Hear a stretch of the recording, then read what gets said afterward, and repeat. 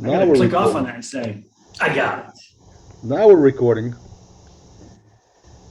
So I have a couple of things Hello, that Tony. How, how are you? if I was any better, I'd have to be twins. Oh, I like that one. Wow.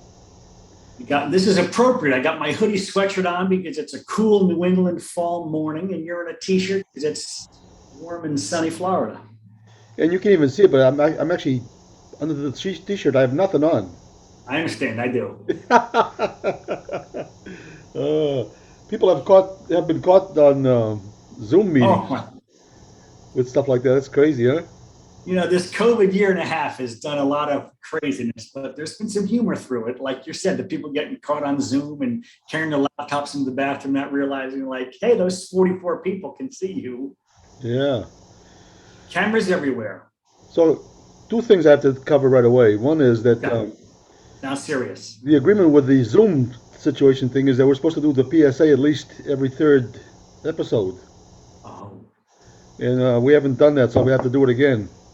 Well, basically, what it is, guys, is that a lot of people are working from home because of the COVID situation, hmm. and they have to participate in these Zoom meetings, but they're sitting at home and they want to be comfortable and do whatever they want to do, but they can't do it because it's a Zoom meeting with the people that they work with. Right. So part of it is that if you need to make it a little better for you, when you have your coffee during the Zoom meeting, it can be whatever you want in there. It doesn't have to be coffee. It can be your favorite beverage. Quotation Then fingers, beverage, beverage, yeah. Then before you, like an after five beverage, but before five. yeah, during the Zoom meeting at work. So what you do is, so people think you have hot tea at there. You go like this. Then you take a sip of your favorite beverage.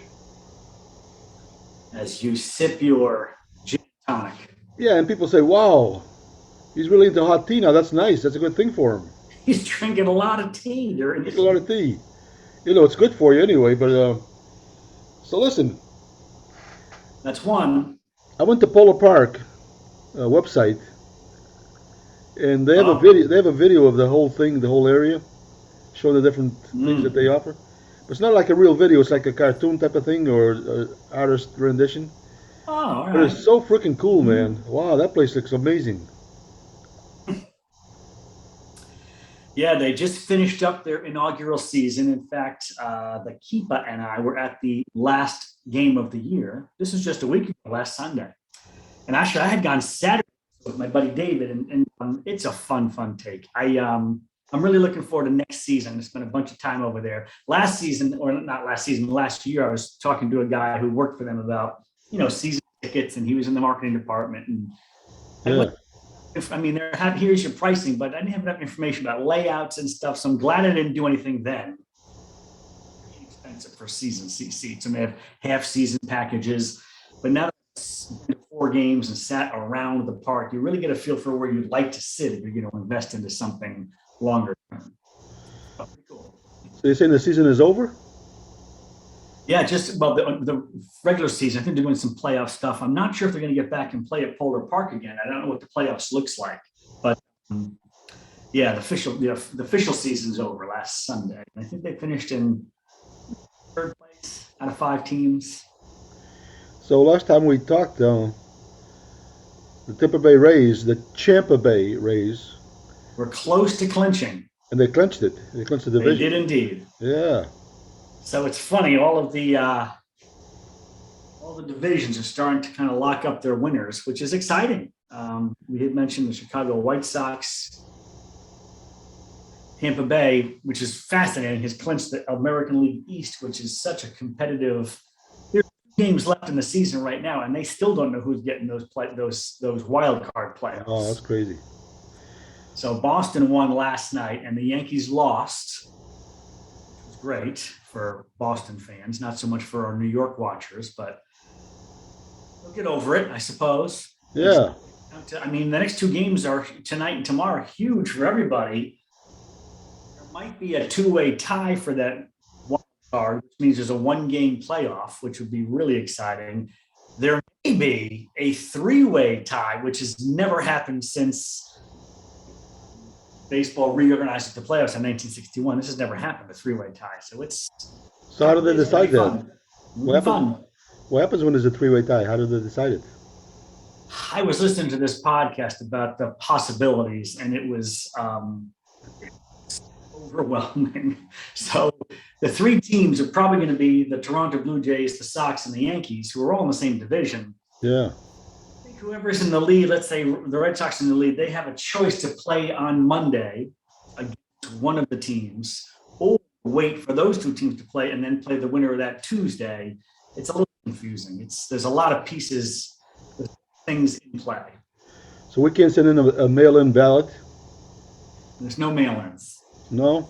There's no hanging chads. There's nothing like that in baseball.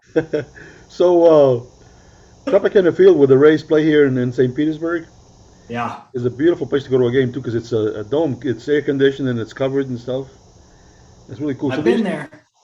Oh, have you? Okay, so you know. They used to have a thing where, like during the week after the game, they'd have a musical guest who would come out and do a short concert. That was always awesome. So sometimes people would Wow. go. Sometimes people would go because the tickets were really cheap back then because they didn't have a lot of.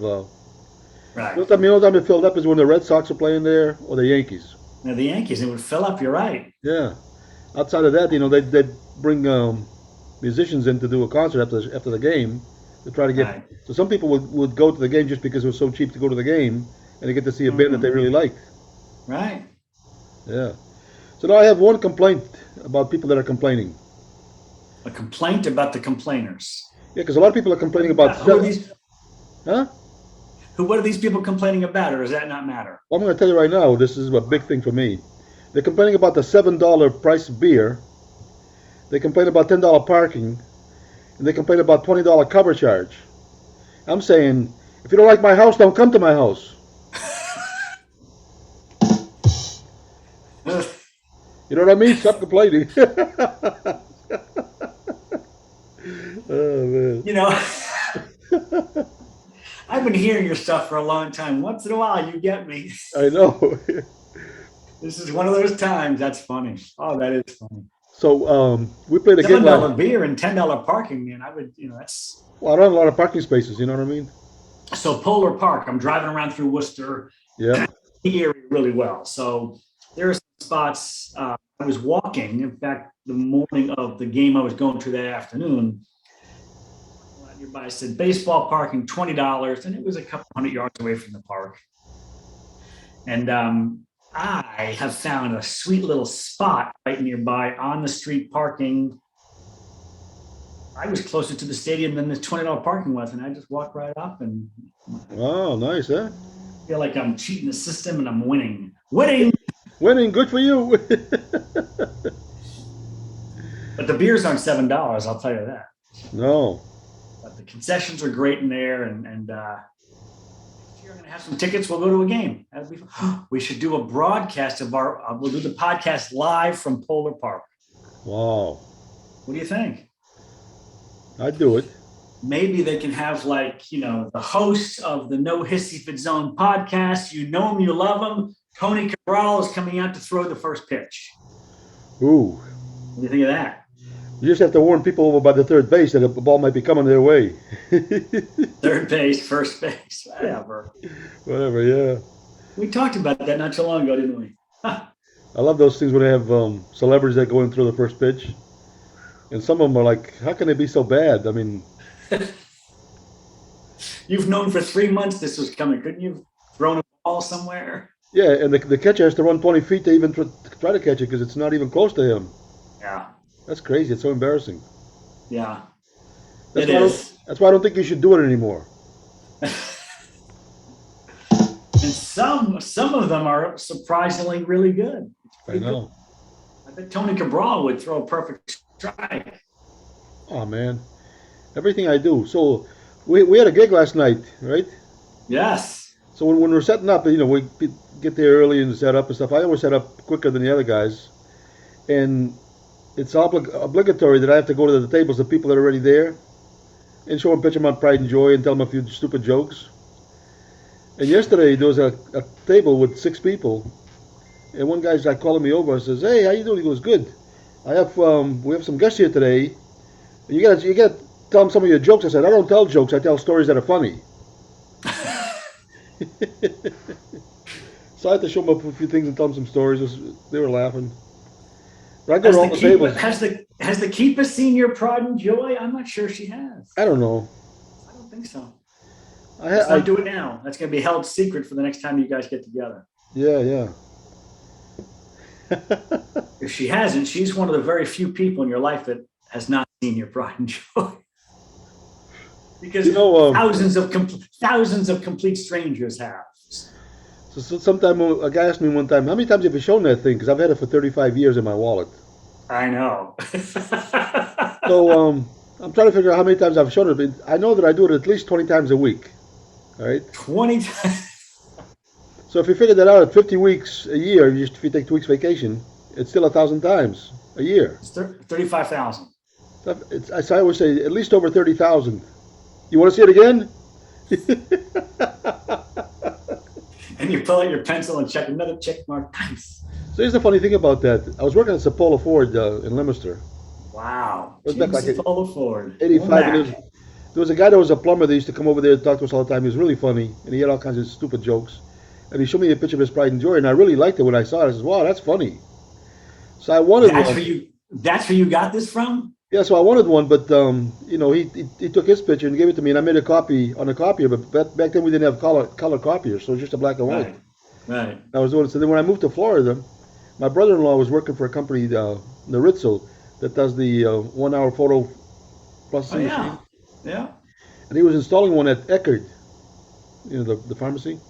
Yeah. So he called me and says, "Hey, what are you doing? You want to come over and we'll go for lunch?" I said, "Sure." So the store wasn't even open yet, but I went there because he was installing the equipment. And then he introduced me to the manager, and I said, "Hey, listen, I just talked to corporate, and they told me I'm supposed to show you a picture of my pride and joys." He goes, "Huh? Corporate?" So I showed him the pride and joy, and he goes, "Wow, he says, I love that." So he said, "Before you leave, come see me." I said, "Okay, whatever." So we're going to go to lunch. I said, "Hey, you said for me to see you." So he printed out a page of color photos for me because Oh. he had one in his wallet.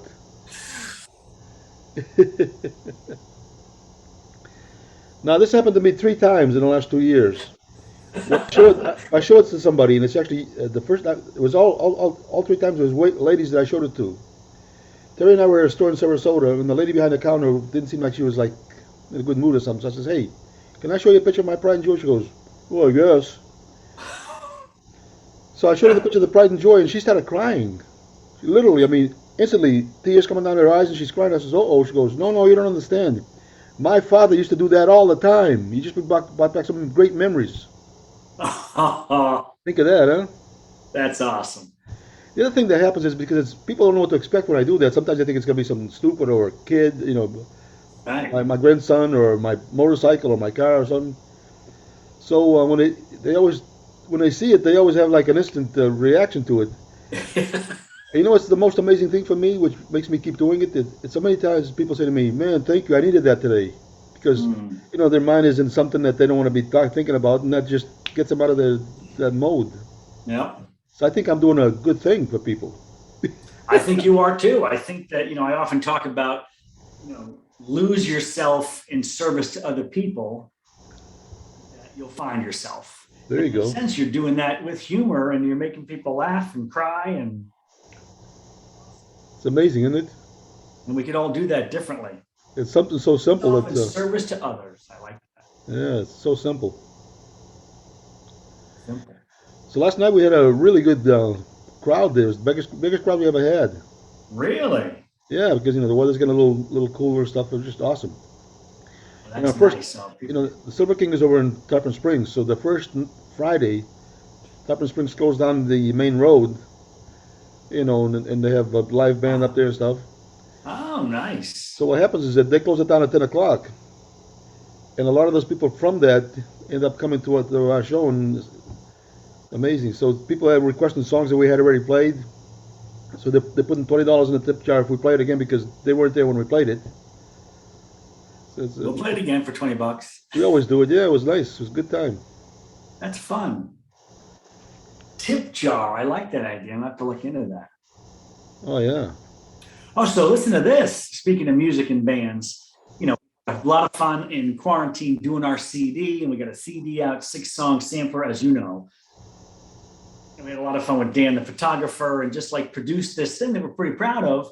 But at the same time, CD is kind of old technology. So a friend of mine, this is a double story actually. My friend PJ is 30 years old. So we were commenting about he never knows, he has no memory of life that didn't have a computer in it for him. So he has no fear about any of this stuff. I, on the other hand, struggle with technology. Correction, I used to struggle with technology, right? But it's natural to me, and I tend to kind of like make a deal about it. He takes the CD, puts it in this, and he digitizes it and ripped the whole thing and made us a Bandcamp website that everything now is all digital. So now I was just reaching out to in Hudson, matter of fact, I reached out to a manager of a place in Hudson. They have an outdoor beer garden with live bands. And I sent him an email saying, just wanted to say hello, introduce our band. Here's a link to our Bandcamp site, and he can hear everything. And pretty cool. So I think it's Still Face Music, Bandcamp.com. So they get Still Face Music what? Stillfacemusic.bandcamp. And I think maybe I can rustle them up and get Stillface to be our next sponsor. You never know. What do sponsorships cost, by the way? Well, it's a lot less than coming to my house.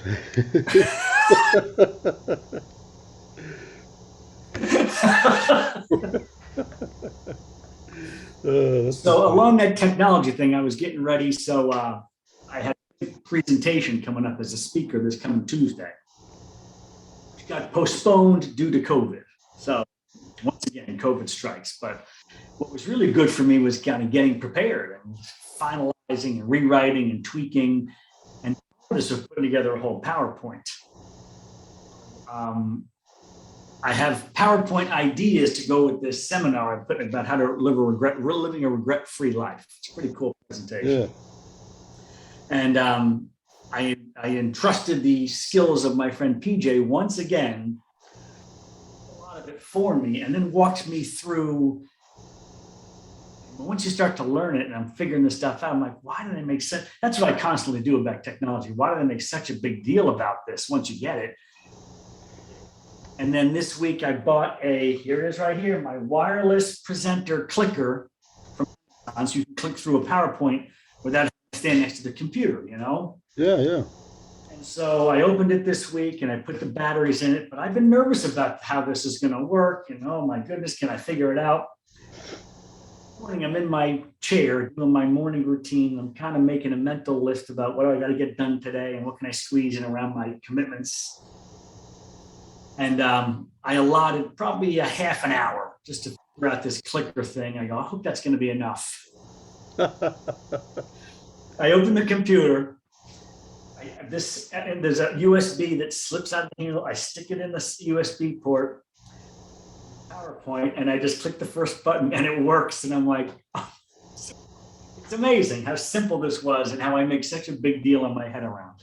So. Do you remember when we were growing up, we had then all the technology, and your father would say, "Mike, go over there and change that to channel 7. Change the TV to channel 7."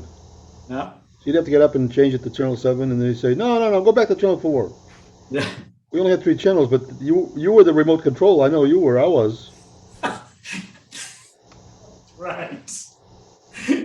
That's true. And then I remember like we got this cable box, Cablevision, and that showed up on Long Island and started selling people cable TV.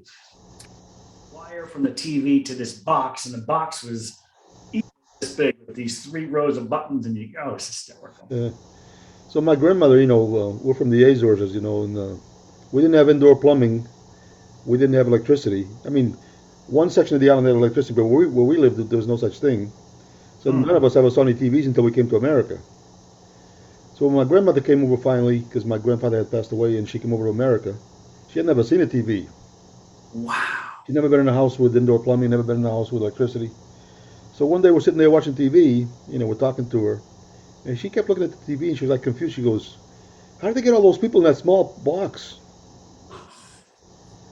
Because she had no idea what that was. I mean, it made no sense to her. Yeah. Wow. So the first time I saw any kind of TV thing was on a flight over from the Azores to New York. Yeah. They showed a movie, on the Right. TV on the airplane. It was a cowboy thing, which I'd never seen anything like that. And then when I came to America, one day I was at my cousin's house, and they were watching the show, and it was the same thing that I saw on the. Ah, I said, "What's this?" He says, "It's Cimarron Strip." It was a Western show that was like a regular show every week, and I was like, "Wow, it's so amazing to see that." and you still remember the name? What was it called? Cimarron Strip. Cimarron Strip, yeah. And now we're sitting here. You're in Worcester, Mass. I'm in Tampa Bay, Florida, and we're doing a conversation on the internet, on the Mm-hmm. internets. Internets. It is fascinating. Just in a couple of generations, what happened. So when I went to school, high school, I went to a vocational school, and I took computer programming and data processing. That was my. So I learned Ah, Fortran, RPG2, and Basic, three different hmm. programming languages. And the computer, we had one computer that was an NCR Century 100 that literally probably wouldn't fit in my living room. It was all these things like big things. We had an air conditioned floor because those things would heat up too much. Right. When we put the program into a computer, it didn't go on a keyboard like this. We went to a key punch machine, NCR key punch machine. And so you type it in, and the machine would punch holes in its card. And then you take those cards and you put them in a card feeder, and that's how you put your program on the computer. And Hmm. if you miss something like a comma somewhere, because it was all like the formula that to do some mathematical thing, and there was this certain words and then comma. If you missed that, it would give you a F3030 error code. So they had to go look at a book and see what the heck that was, and go back and redo the cards. It's crazy, man. Wow. It is crazy. And now this little thing right here Yep. is more powerful than that big computer. I've heard that the phone we carry in our hand is more powerful than the computer that sent the spaceship to the moon. Well, actually, there's one guy used to say, what the phone is a computer. This is actually a computer with a phone app. Right. You think about it, right? Yeah. Yeah. I just saw this movie. It's been a few weeks. I'd seen it before, but you reminded me of it. I think it was called Hidden Figures How did you with see Kevin them? Costner. This is about the three or four African American women who worked for NASA in the '60s, Oh and yeah, yeah, they yeah. were so held back by the color barrier and the problems there. Well, I saw that movie. Yeah, that was But their good. brains were amazing, and they were doing the math and making all this work. But the rooms with these computers, it's a great movie, but it's funny to talk about rooms full of computers. So one of my sayings is that there's only three types of people in the world: the ones that understand Yeah. math and the ones that don't. So one time a friend of mine had he printed these church directories free for Mm-hmm. the church. But Yeah. the catch was that he says, you bring your parishioners in to take a photo, and each one of them will get an 8 by 10 free. And the whole deal was to take a bunch of photos and then show them all the photos and have them buy a package. That's how he made his money. So if he was short-handed, he would call me and I'd go fill in. So the photographer would take the photos and then he'd give you a jump drive. I'd put it in my computer and I'd bring the photos up. And the way that it worked is, I'd say, Mike, I'm going to show you two photos that are similar, same pose. You tell me you like the one better, the one on the left or the one on the right. So they look at it and says, well, honey, you're smiling on the one on the left. Yeah, we like the left. So I'd hit that. They would put it onto a different file, the ones that they liked. Then at the end Right. of the thing, I would show them the packages, and they'd buy a package of photos. Wow. So there's one couple that just finished taking the photos, and the lady walked over, and her husband walked over to see a guy that he saw in the room. So she goes, "Hey, Harvey, come over here. We gotta sit down with a talker." Right? So she goes, "I'm sorry. He's a CPA, and that's one of his clients." I said, "CPA? Oh, so he's a numbers guy." She goes, "Yes." I says, "There's only three types of people in the world." She goes, "What's that?" I says, "The ones that understand math and the ones that don't." She goes, "Oh my God, that's so funny. He won't even get it." Right? So she goes, "Harvey, come on. We gotta sit down with a talker." So he finally comes over. She says, "Tony has a question for you." I said, "What's the question?" I said, "It's not really a question, it's just a statement. I was telling your wife there's only three types of people in the world. the ones that understand math and the ones that don't. He goes, "What's the third one?" And she smacked him. She goes, "See, I told you he wouldn't get it." It was And funny. he's an accountant. The accountant, yeah. That's the fun.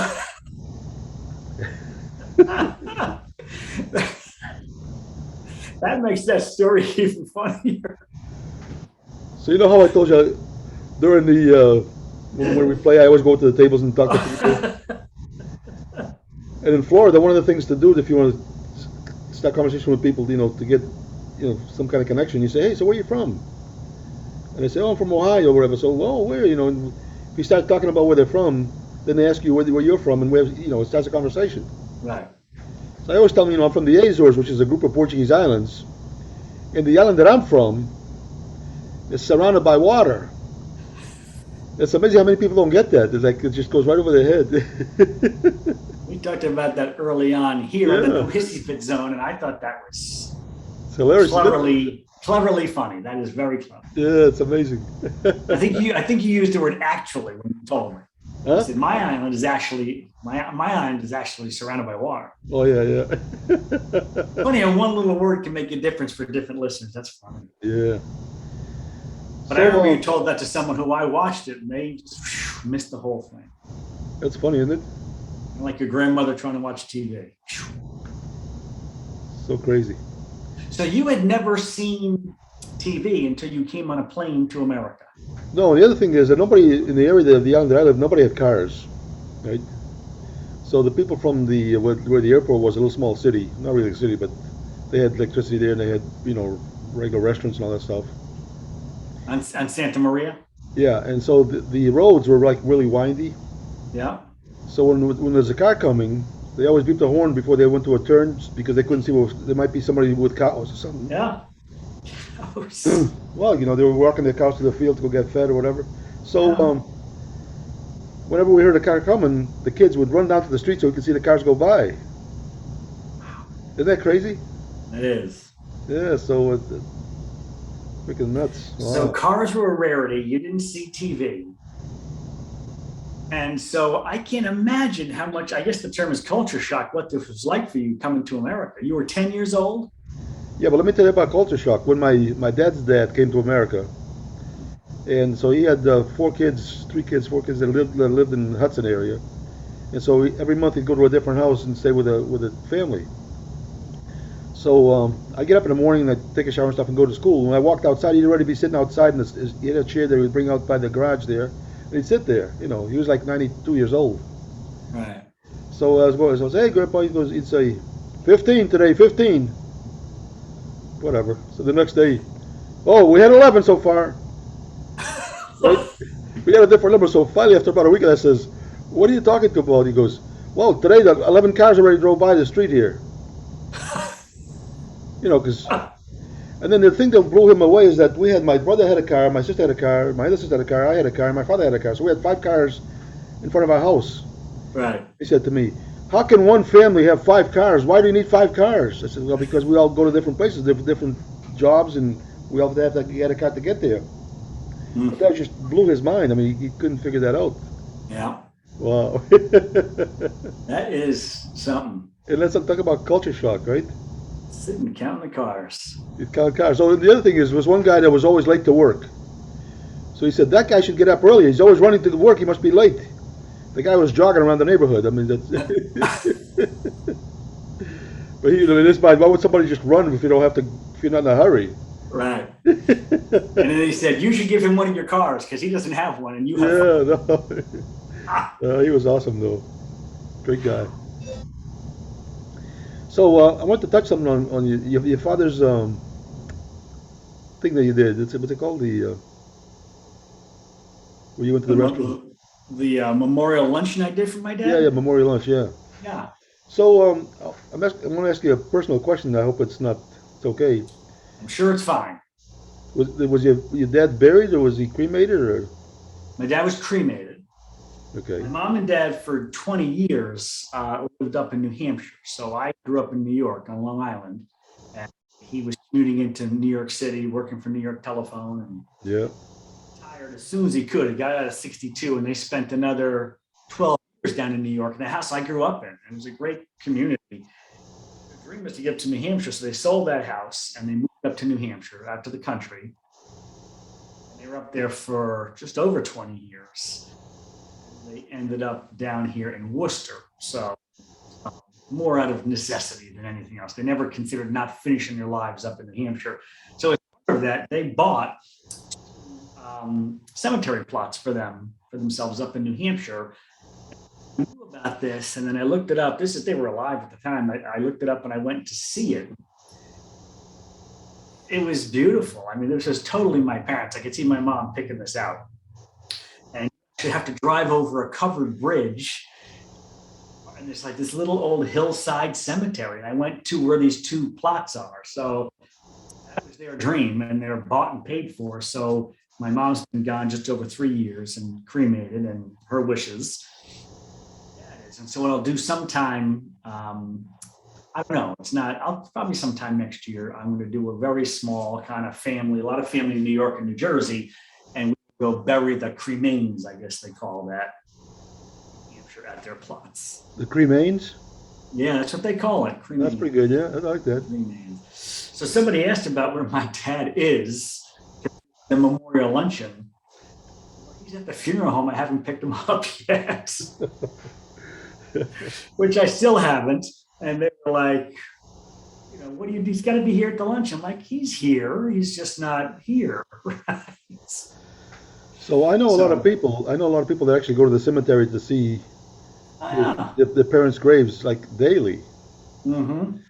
And I think it's cool if that makes them feel good. I sometimes have conversations with my dad. He's been gone for a while, but I went to the cemetery one time and saw his gravestone, and I'm talking to him, but I talk to him no differently than when I talk to him when I'm in my car. Right. So I don't have to go to the cemetery to feel like I'm close to him. Right. Because it's all in my mind anyway. So, but some people go there every day, water the flowers and stuff. And my mother used to do that all the time. She'd go to his grave every day and water the flowers. But then my brothers and sisters took her car away because it was time to do that. She's 92 now. So she complains to me all the time. She says, "Well, they took my car." She pretends like she's crying. They took my car. I can't go anywhere and this and that. And she says, "I can't go to the cemetery." Or if I call, she always asks me, "How's the weather?" I said, "Good. How's yours?" She goes, "Oh, today it's raining. We don't have to go to the cemetery, to water the flowers." But when she says that, she reminds herself that she doesn't have a car anymore. She says, "Well, I can't go anywhere because they took my car." She's like, "Oh boy, so funny." It's a funny thing, kind of remembering those who've passed, and everybody does it differently. Like you said, I remember talking to my mom. So I grew up in New York. My grandmother, somewhere in, I think, Queens, there's a gigantic cemetery in New York City, and I remember asking my mom if she ever had gone to see her mom at the cemetery, and I don't know how old I was, 10 or 12, but it still stuck with me. She goes, "I don't talk to her whenever I want to." Right, yeah. And it was interesting. So, talking to my parents pretty regularly, My sister was not, she's buried in Concord, Mass. I will, if I'm in the area, stop by and visit, at the cemetery. It's a beautiful little spot. It's kind of this little circular thing. It's always very private. I can park and walk right up to where she's at and on the grass and chat for a little bit, but it's not something I do scheduled or with any regularity, other than her death day, which is coming up October 17th. I'll be over there. I don't want to do that. I always have for 8 years, and so I'll continue to do that on the 17th and bring some flowers. But I don't feel closer to her by being there, or I don't feel an obligation to go to the cemetery or out of some ritual. If I'm around, it's nice, I'll do it. So I don't have any problem with people that go on a daily basis. I think it's a good thing for them if it makes them feel close to that. But sometimes I don't understand why I wouldn't. I had a cousin that passed away when she was 29. She had an aneurysm. I was in Florida when that happened, so I know it. Then a few years after that, I was up north, and one of my siblings says to me, "Hey, did you go see Mary Lou?" I said, "See Mary Lou?" She had already passed away for a few years before that. She goes, "Yeah." I says, "Where would I see Mary Lou?" She goes, "At the cemetery." I says, "Well, she's not there." But I wasn't being a jerk. I just Right. got there. I can see pictures of her and remember what she was like without driving to the cemetery. Hmm. But everybody's different. So my mother, one time she was changing the windows at her house, and the guy that was doing it says, you need to sell this big house and get yourself a nice little townhome or something, because this is costing you money now with repairs and this and that. She goes, well, I already bought a condo. And he goes, you did? Where? She says, over there by Zena's farm. And next to Zena's farm is a cemetery. What she calls her condo. But I'm at just her waiting. age, I got the kind. I'm just waiting to move in. I'm in no rush to move in. but now she always tells me that, so how you doing? She goes, well, pretty soon I'm going to be having a new job. I says, what's your job? She goes, I'm going to be the manager over there by Zena's farm. So what are you talking about? She goes, well, St. Peter wants me up there, so I'm going to go to the condo by Zena's farm. But they're going to give me the job of being the manager there. Right. She's funny all the time. But you bring up an interesting point. Was this your cousin who asked you about going to visit Mary Lou instead of you gone to see her? Was this your cousin? No, she was my cousin, but the one that asked me if I didn't want to see her was one of my sisters. Your sister. And she was And so, surprised when I said no. She says, "Why wouldn't you go see her?" I says, she's not there. right. Her, Like her, you're kind of saying, I don't have a need to do that. And she's saying, how do you not have a need? It's almost like, and this is yeah, because of, how we live our lives, everyone does it differently. And I guess conflict only happens when people start to try to impress upon other people that you should be living your life the way I live mine. right, of course, yeah. And I understand why people go. I mean, I really do. Sure. I got But no I problem with that. but I don't have a need to go do that. So your point is we have no problem if people want to do that, but then they should have a problem with how we want to do Right, right. it. Interesting. That goes, I mean, that covers a lot of bases in life. People do that all the time. You'd say you Not should. just ab- not just about that subject. It's just about everything. Because lately, some people are so crazy about if you're not doing it like they are, then you must be a stupid idiot. Right. You know what I mean? So I don't know. Especially when it comes to the new politics things, like everybody's mad at you if you're not on their page. Very judgy. A lot of judgment going on. Yeah. Hmm. We're too sensitive to be judged, aren't we? Too sensitive? I'm pretty sensitive. I don't like being judged. Yeah. I don't think anybody does, but at the same time, you have to have enough working on and continue to work on is having enough myself that I don't worry about what someone else is going to think. Yeah, but like sometimes if somebody criticizes something that I said or something that I do, and I'll say, hey, listen, man, you're really missing a lot of them. You didn't say anything about this, and I start telling them about some other things that I'm wrong at. And I give them about 4 or 5 things to think about, and they're like,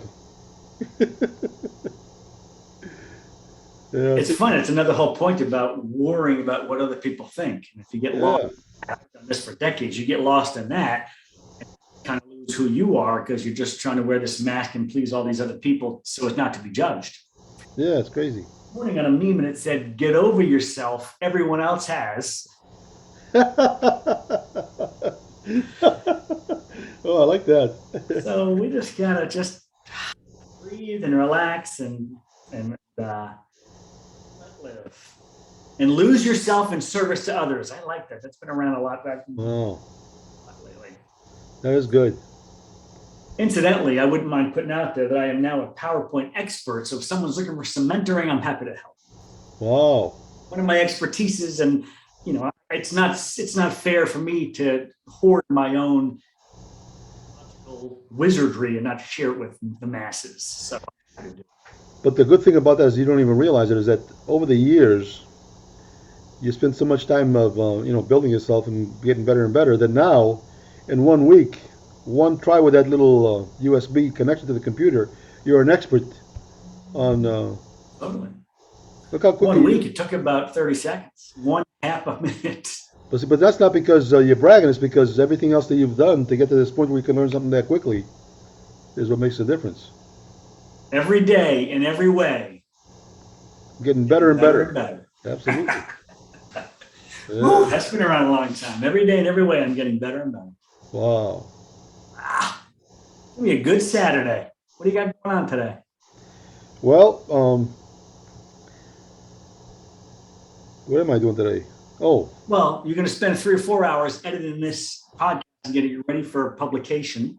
I know, but I actually leave the house. I have to leave the house for about 3 hours because Terry's doing a class at the home here with some of her clients.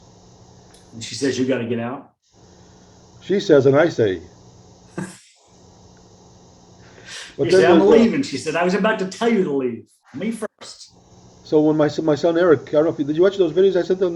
Yeah, I did. I watched the second one. I liked them both. And they were pretty different in terms of the melody of the music or the cadence of the lyrics, but I liked them both. Yeah, and I sent you another one too as well. But Oh, he had this thing that he used to use when he recorded in the studio, some kind of a shield yeah. around the microphone, so that, and he's not using it anymore. So he asked me to sell it, so I sold it. So the guy that came over to buy it saw that I had some guitars here, and he says, "Hey, you play the guitar?" I says, "Yeah, a little bit." He goes, "Oh, me too." And he went to some music school stuff. I mean, I could tell right away that he was way ahead of my. So he says, "Can I try your guitar?" So I said, "Sure." So he starts playing the guitar, and the guy was like amazing. He's like, it's all finger picking. He plays like Latin music. Mm, And tonight he's playing at this place over here in Safety Harbor, like a little Mexican cafe type of thing. He's playing wow. there, so I'm gonna go over there with a couple of friends and listen to it for a while. But the guy Is was that so the time cool. you're getting kicked out of the house? Is this tonight or is this afternoon she's kicking you She kicked me out this afternoon. She's not kicking me out? out. I'm leaving on purpose. You know, Sounds like a little bit of a power struggle over there. I'm not going to get into it, but if it's my idea, there's nothing I can complain about, right? that's true. I'm leaving. Yeah. So you're getting kicked out on your own accord, but then you're going to stay out even later. No, then after that, I'm gonna come Listen. home and pick her up and go to that thing and listen to my new buddy play guitar. Oh, she's So going it to was go with almost like you?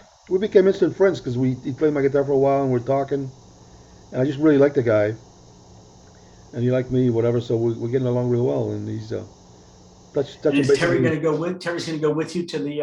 Yeah, and I'm gonna meet a couple other friends there that are really cool, and nice couple that we know. And uh, Finger picking. I just learned about a guy named Lawrence Juber, Juber, who is a very good finger picky guitar player who played with Paul McCartney in Wings oh yeah, for a short time, I think. Then he became like a studio musician, and he has a CD out there of finger picking all Beatles covers. I think it's called like Lawrence Juber Plays the Beatles or something like that, but it's spectacular. Oh, we got band rehearsal this afternoon. We've been playing with a keyboard player. We've been jamming a couple times with the keyboard player, which has been really fun and changes a lot. Oh, there's my keyboard player right there. yeah, he's calling you. What's he saying? So I think I told you this before, but you know how we talked about funerals and stuff, Yeah. and then when they have the viewing at the funeral home, where people go and most of the time they go over to the casket and they look at him and say, and they say this is family. Oh, he looks good, this and that, whatever. So one time I was sitting in one of those places there. I had already gone through. This guy walked in. He was totally drunk. I mean, you could tell he was drunk. So instead of walking over to where the coffin is, he went over to where the piano was, and he kneeled down in front of the piano, and he's talking to the piano. Melt down in front of the piano. Yeah, he says, we're gonna miss you, man. And he's talking to him stuff. Then he gets up and he starts, going talking to the family. He goes, you know what? He looks good. He had a couple of black teeth here and there, but he looks good.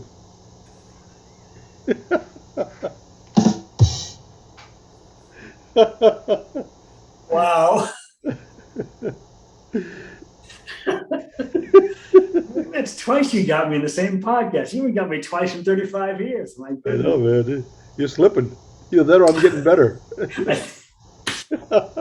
I'm definitely not slipping. It must be you getting better. Yeah, yeah. Oh, that's good. Wow. Yeah, he looks good. He has a couple black teeth here and there, but he looks good. Other than that, Other than that, yeah. So, oh, the keyboard guys, you going through some kind of a synthesizer or just regular keyboard or what? so it's funny. We have a keyboard, Korg something or other, and I sent him a picture of it. He goes, "Oh, because I was going to bring my own stuff." So it's got effects on it. So there's a lot of piano. Then there has synthesizer effects, Yeah. and the guitar player and the bass player were commenting he's playing a lot of piano, but when he drops into the synthesizer stuff, there's some really cool stuff going on. And he doesn't know our music. He's heard the CD a couple times. And then the first time we played with him, we've only been with him twice. We played a new song that he's never heard called Gravel Yard. One of my faves. It's funny how these things come together, but towards the song, there's just like this very atmospheric kind of build, and it builds and builds and builds. There's this crescendo, and we finish it. And I didn't realize how much room there was in that build for keyboard to be on top of it. And as he was doing this, he's never heard it before. And Barry and I are looking at each other, the bass player, and literally laughing and out loud saying like, oh my God, it was unbelievable. Wow. So it's a ton of fun. We're having a blast with him. I think he's enjoying it as well. And we're just kind of feeling each other out and seeing where this goes. But it's interesting. It changes the music in such an interesting way. So I have a friend in Palm Harbor that has a music store, and he's a good musician. Really is. He plays all kinds of instruments. So he has this thing he showed to me one day. He says some kind of machine that he has where he records. Like he'll grab the guitar and he'll record what he's playing onto it. Mm-hmm. Then he shares it with this network of other musicians. So the bass player will listen to it, and then he'll put in his idea of what the bass should be in that song. You know, he sends it to him, he tells him what key it's in, and then the drummer fills in the drum thing, and it goes through a bunch of different people, and then it comes back to him, and now the song is totally different than what he thought it was because everybody put their feel into it. It's really, really cool. Wow, you know what? I'm thinking about technology change in generations. I remember being in elementary school and learning about the telephone game, where somebody would whisper something in your ear, and you would whisper it to the next person and the next person. By the time we got around the room, it was a completely different sentence. And so this is kind of the reverse of that, but they just build a song and it gets back to the guy like, wow, I need to learn more about that because I got my friend Joe out in California. We talk about recording music together all the time because we've known each other since 5th grade. And there's got to be a way for us to share tracks back and forth and build on them and send them back and forth. So when the COVID thing first started and the bands couldn't play, I know there was a lot of, I'm sure you watched some of them, there were a lot of Zoom type of things where people would be in their own studio in their house and somebody else is in their house and they'd all play a song together. And it was so cool to see. Like if they're in the same room. It's amazing. There was a lot of that. I shared the one with you, with those guys doing Jane, right? By who was that Grace? Like Jefferson Airplane? And they did the Jane tune. Mike Portnoy was on drums, and the guitar player was from Whitesnake. I forget his name. And that singer, Dino Jalusic. That guy's awesome. Woo! And you shared that with a guitar playing friend of yours, and he was like, wow, that guy's got a voice. That's a fun one. I remember that one. And the other one that really comes to mind for me in terms of music production through COVID was Nuno's version of Let It Be. Oh, yeah. With all those players and the way he kind of put the whole video together, that was amazing. And then when Nuno did the thing with Bohemian Rhapsody with all these different musicians in different places, and Brian May was one of the guys in the thing. He showed up. It was amazing. So amazing. But you know what? Talking about keyboards, you just made me think of this. You ever see the ITMB band? No. Incredible two-man band. No. So they used to play at the Red Barn a lot. And it was a drummer that was exceptionally good, and a keyboard guy that had 4 or 5 different keyboards and synthesizers and stuff. And those two guys made music like you wouldn't believe. Really? Incredible two-man band. I don't know if they're still around now, but I used to see them at the Red Barn. Wow. You remember the Red Barn? I don't. I think it was in Westboro or somewhere like that, but on Route 9. Huh.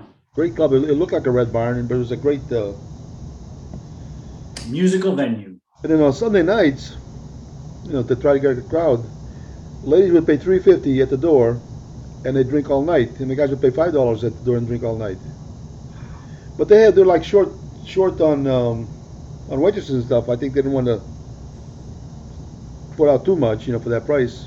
Right. If you got there early and sat at a table, and you ordered your drink, and you gave the waitress a $5 tip right away, then the rest of the night she would just come to your table and say, "Ready for another one?" Yeah, so she get another one.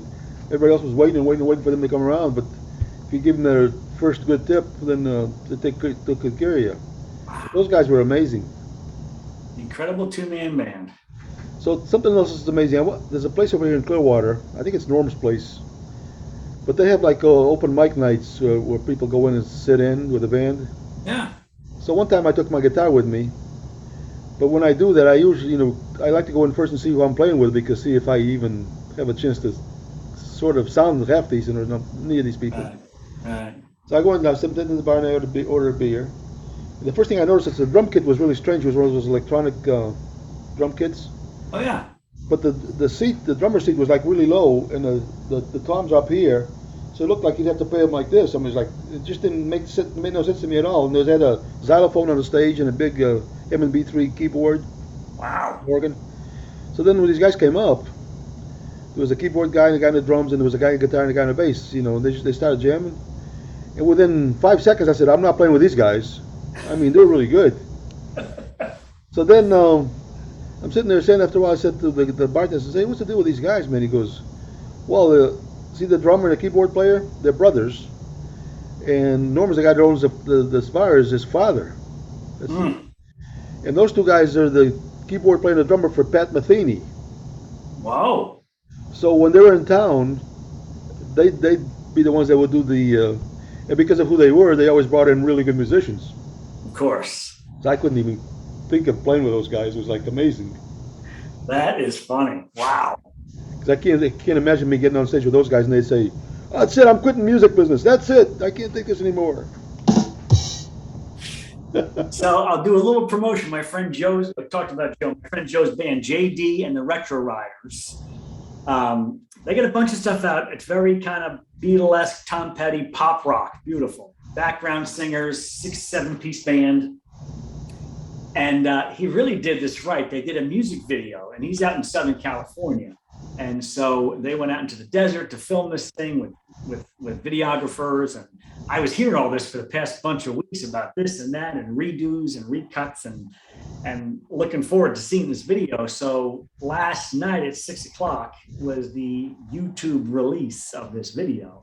And so I was actually on for the countdown to see it. And what that means now is it's live on YouTube. But go check this out. JD and the Retro Riders, and the song is called Save Me From Myself.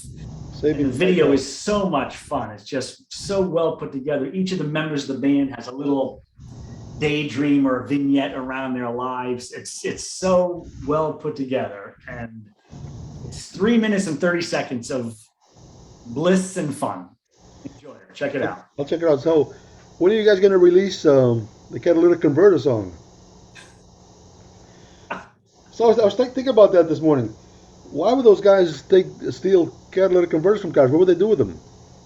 They sell them for scrap. There's a lot of money. There's platinum inside it. They're like $300 or $400 a piece. Oh, really? That's why they took them. Okay. Yeah. Hence the name. So you said the catalytic converter song. It's officially called Crackhead with a Plan. So, and God bless Marco, who's the owner of the van, because he's the one laughing the most around this. He had the biggest loss, but what a good attitude he has. So, I like Mark. I like Barry and Mark. They're nice guys. Yeah. And they really helped each other out on this because it was cost Marco well into the $3,000s to get this thing replaced. What this catalytic converter does is it cleans up your exhaust, and of course today's to get your inspection sticker, you need to pass emissions. You guys still have the inspection stickers up there? Oh yeah. Yeah, we don't do that in Florida. No, I know. I got a whole nother story about that too, as a matter of fact. But Barry's a mechanic. But wait a minute, that car's an '06, so it's 15 years old. It doesn't have to pass emissions anymore. Or to get your inspection sticker.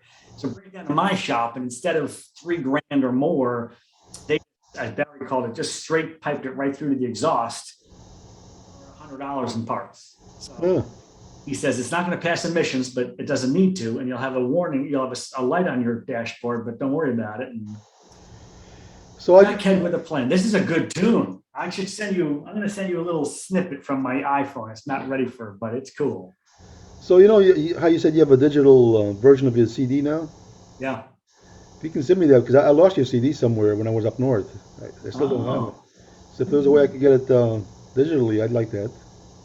Stillfacemusic.bandcamp.com. I'll text it to you. Awesome. Maybe one of our thousands of listeners who've probably already gone to listen to it and download can send it to you. One or the other. So I just bought a car, an old car. It's called a Rolls Can Hardly. Ah, a Remember rolls, that? nice. The Rolls Can Hardly. Rolls down one hill, can hardly get up the next. That's not really an appropriate joke for a Floridian because there's not many hills in Florida. There's a few. There's a few. Like there's a few. There's a place called Brooksville. You get there, you actually get some nice hills. Really cool. It's a hilly place. And there's a place over there on the way towards Orlando called Bach Towers. So it's a real nice garden area and stuff. And they have this big tower with a big what do you call those organs? Like they have at the church, the Oh, the big pipe organs? pipe organ. So there's a big pipe Yeah. organ, and a guy will be inside playing the pipe organ, and it plays through these big speakers. Wow. And it's the only place in Florida that I've ever been where you can actually sit there and see 365 around you because it actually is up is a little bit of a hill, so you can see the other areas that are way down there, 300 feet or something. Right. They're way down there, like 300 feet. For some reason, I think the tallest elevation in Florida is 312 feet. I don't know why I think that. That's probably what it is, yeah. Hmm. Well, when we drive in the snow, it's easier because if you're going up hills, it slides more. But Oh, that snow you get. Yeah, that's that's true. what we get, The yeah. benefit. That's the benefit of living in Florida. It's easy to drive in the snow. Now listen, last night I was asking people that are from different parts of the country. So Sunday night, who are you rooting for? The Buccaneers, Good way to the wrap it up. Patriots? Oh, yeah. So I have some people that from Massachusetts that came down here wanted to buy a house, but because they couldn't make a decision right away, everything that they wanted to buy afterwards was already gone. Because the houses are disappearing. So I called him yesterday and said, "Hey, listen, I know I'm still sending you emails with properties that are possible for you. You guys still looking at those?" He goes, "Yeah, absolutely." I says, "But here's what I want to know. I want to know if you still have your heart in coming to Florida or not. So here's the question, and I want you to be honest. Sunday night, Patriots or Buccaneers?" He said, "Patriots." He says, "I'm going to take you off my list then. You're obviously not serious about coming to Florida if you're not going to root for the Buccaneers." Oh, a lot of buzz up here in New England around this. Tom Uh, Brady, it's Gillette, isn't it? Yeah. So Tom Brady coming back to Gillette. so the average seat for that Sunday night game is $1,800. Wow. So I saw this video. This guy was, I don't know what it was, but it was a sports show. He was sitting behind the Buccaneers bench, 12 row back, 12 rows back. He says, so this seat usually goes for $325 or something, but it's $695 for Sunday. Then he moved down 4 or 5 rows. He says, now these seats here are $1,200. Then he went to the seat right in front of the Buccaneers bench, Yep. $6,900 each. So people are paying like an average of $1,800 per seat for Sunday, and I'm sure it'll be full anyway. Crazy, Oh, isn't it'll it? be fun. Wow, It'll be interesting. should be a And good I might game. even watch because by Sunday night, the baseball season's over. Well, regular season. So that's when I can allow myself, let's start to get into football. Because I haven't followed much football. I mean, I follow scores, but I'll be watching Sunday night. Yeah, Interesting. very cool. Well, Michael, That's a good place to wrap it up on the Champa Bay and Patriots. We'll talk about it next week. talk about it Monday morning. I'll call you and say sorry about your team losing. But not really. I'm not gonna be sorry. I I think like your it confidence. should be a good game. I mean, because you know that both teams really, really want to win because of the Brady. Yeah. You I know, imagine that there's going to be all eyes on the Brady Belichick handshake after the game on the field. actually, Belichick there they just said some really good things about Tom, and Tom always says good things about Belichick. Yeah, I mean So, he's a pro at how to say the right thing. by the way, did you see that thing where the team the Buccaneers went to the White House, because they won the Super Bowl, I and the things didn't. he was saying to Biden? No, Oh, it's so hilarious, man. I don't know if he was Tom trying to be, was. yeah, I don't know if he was trying to be funny, if he was trying to dig him or something, but he says, Oh, he says, you know, halfway through the season, we're 7-5, and people didn't think we are gonna make it, and you know, people never thought we'd win, but we won. But you know what? About 40% of the people still don't think we won. There's a lot of Can you people believe that that, believe Mr. we won. Can you believe that? To Mr. President, he goes, "Oh yeah, I can relate. I can relate." That's funny. And he says, in 21 years, I miscounted the downs once. I thought it was third down and it was fourth down. He Right. says one time in 21 years, and they started calling me Sleepy Tom. And Joe Biden said, "Oh, I can relate to that." It was so funny. That is funny. Oh Yeah, my that's funny. goodness. Wow. We'll enjoy the game tomorrow night, and we'll watch. I'll watch the end of the baseball season for us and for our viewers. This playoff for the wild card slot could be interesting. And so because I would choose to Leave the leave house. the house this afternoon, so I'm not probably won't be up tonight, but be up tomorrow. Now my next goal is to figure out how to promote this thing so that we can get a lot of views because the old one that I did that was before the Hissy Fit thing, Yeah, it has over 500 views. that's not right.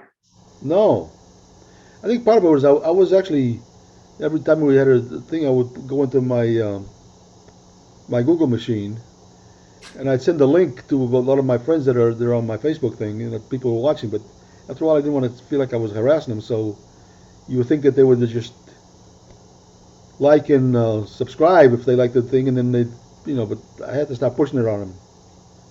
I think you have to just change your mindset. Just ask politely. You're not pushing anything. Would you like me to send you our really good podcasts? Would you like me to send you something you should be watching? Yeah, anyway. All right, buddy, you're the best. You too, man. I'll talk to you soon. Okay, let's just try one time. All right. This time you jumped the gun. I beat you. There you go. That was perfect on my side. Perfect on my side, so we're really good. We're both perfect. We're just Outstanding. not on timing, but all right, buddy. We'll talk about perfect next time. Not a good word. Love you, dude. See ya. Take care.